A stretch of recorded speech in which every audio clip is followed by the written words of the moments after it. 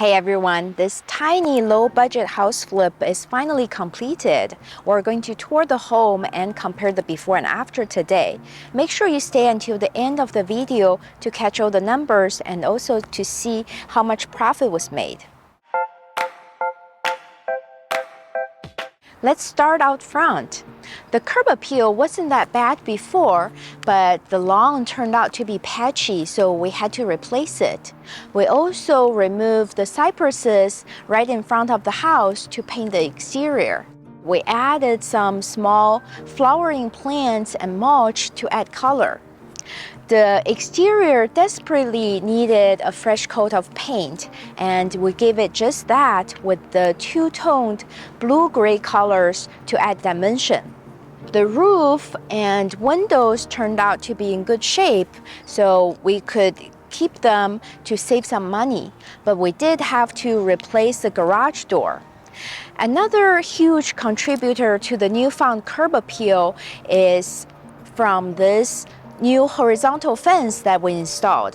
I was trying to keep the original fence and the hedge right in front of it, but the fence turned out to be badly damaged and we just couldn't save it at all. Now let me show you the inside of the home. The living room is bright and inviting now, but it was dim and bland before because the large window was all covered up. We removed the window coverings and you can see how much natural light is bringing in. We also added a lot of recessed lights and repainted the interior of this light cream color to make the room feel more airy. The nice molding on the fireplace was there before, but a new coat of paint really brought it out and covered the burn marks. The old stained beige carpet was replaced with white plank vinyl floors, and it makes the home feel very contemporary. The old brown couches were also replaced by new staging, and it's professionally done and complement the new interior of the home. On the other side of the front entrance, the dining room had a plastic divider and brick casing underneath that we removed to open up this whole space. The traditional chandelier was also replaced with this modern Sputnik light fixture. From this large window over here, you can see the entire bay, and this is not even the best view from this home yet. Before we continue, give me a thumbs up if you've enjoyed this video so far, and make sure you subscribe to the channel so you don't miss out on any future videos. I wrote a book called Flipping Houses Quick Start Guide. It's a comprehensive guide for house flipping beginners, so make sure you grab your copy from Amazon. The old kitchen was really weird. There was an addition right off of this kitchen wall that had low ceilings and wood paneling and wallpaper. We decided to remove it because it was poorly constructed, and it allowed us to better utilize this main kitchen wall to add appliances and storage. There was a lot going on in the old kitchen too. On top of the doorway going to the previous addition, there was a wall separating the kitchen from the dining room with a small doorway here. And then the third entry point was on this side going into the hallway. So we consolidated the three entry points into this one big opening to the hallway now, and also opened up the wall separating the dining room and the wall that's adjacent to the living room. So now we have a really nice open concept. We couldn't really relocate this stairway to the garage, but we moved the fridge next to it to improve the flow. We had to move the stove from right here to this wall, and also consequently move the sink from here to the new peninsula, so we wouldn't have a stove right on the peninsula with a hood on top of it that's blocking the view. We also removed the busy blue wallpaper, the dated linoleum floors, and the odd-looking and mixed-matching cabinets. So now we have all white finishes because the kitchen is still relatively small, but we use black hardware and the chevron pattern backsplash to add more interest. This first bedroom is on the same level across the hall from the kitchen. It was all pink before. We put in a new light fixture, repainted the walls, and replaced the dirty carpet. So that's it for the main level of this home. We talked about the stairs going down to the garage, which is half level down, and these steps lead to the top level of this home. This stairway was covered with wallpaper before, so we had it all removed and painted the railings and also replaced the dirty carpet with new vinyl flooring. On this top level, there are 2 bedrooms and 1 bathroom, and this is the only bathroom in the home. There was an almond-colored tub and an almond-colored sink and an old-looking medicine cabinet.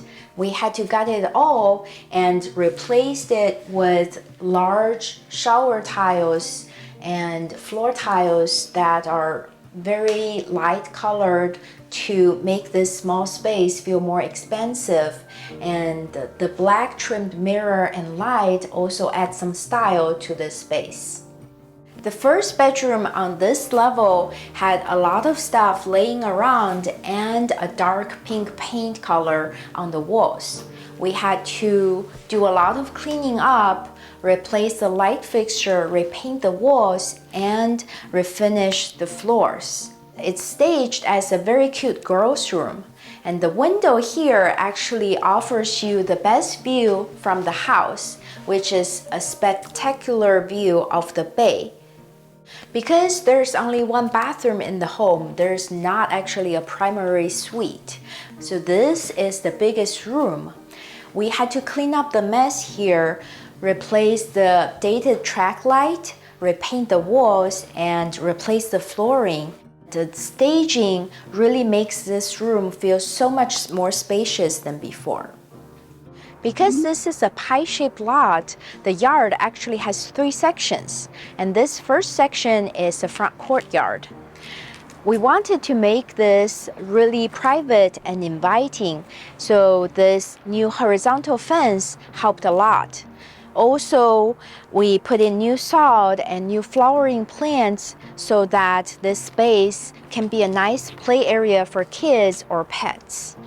Going down the steps to the second section, this was where the sunroom was, and because of the sunroom, there was actually not much patio space left.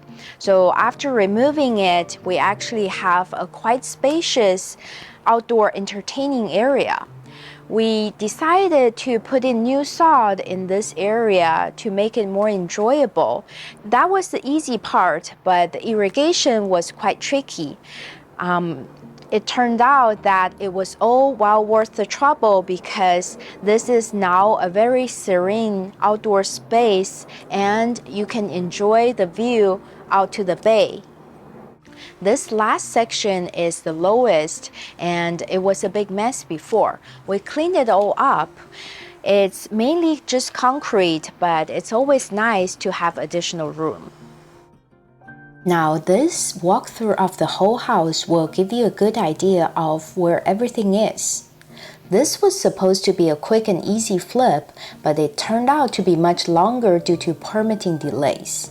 The actual construction was less than 2 months, but it took us over 3 months to get permits. It was really worth it though because the kitchen is a lot more practical and the open floor plan made the space feel much bigger. The rest of the renovation was very straightforward and we just used my go-to finishes to transform the space. I actually didn't quite notice the view before the renovation because it was so chaotic in here. It was a pleasant surprise. So now almost time for the numbers. Don't go anywhere.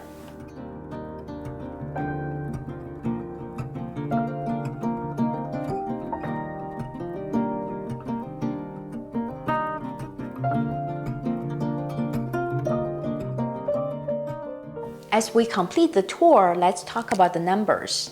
I purchased this home for $900,000, and as I mentioned, the renovation budget was pretty low. It was only $80,000. I just sold this home for $1.2 million, so the total profit is well over $100,000. I hope you enjoyed this video, and if you did, give me a thumbs up and make sure you subscribe to the channel to see future interesting videos. Thank you so much for watching. See you next time.